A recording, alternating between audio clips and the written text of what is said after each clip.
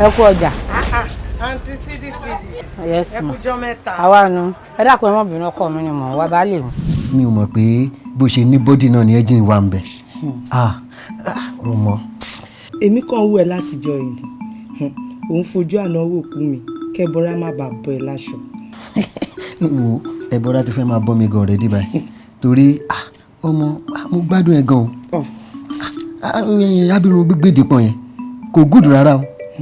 Tá a bá ti ṣe round 1 2 báyìí a bẹ̀rẹ̀ sí ni máa complain ni. Ó ti rẹ̀ mí o ó ń ta mí o yìí máa ní àkínní kí la ti ṣe. Èmi kẹ̀dẹ̀rẹ̀ tó ń wò yìí iná ọmọ rárá lèmi o. Àti wípé Sálù tó ń pariwo yìí gan ṣebí ọ̀rẹ́ ọ̀dàlẹ̀ ni wọ́n ṣebí Sálù lọ kọ́kọ́ wá kó tó ti pé o fi owó entice mi. Wọ́n ní kó má ṣe ó ṣe wọ́n ní kó má rí àgbàfin àfìgbà tó ti aṣọ àgbà mọ́lẹ̀ sórí nǹkan tí ojú àwọn tàná rí lójú ẹ̀ máa rí. Ẹ dá padà. Magbo mu yan.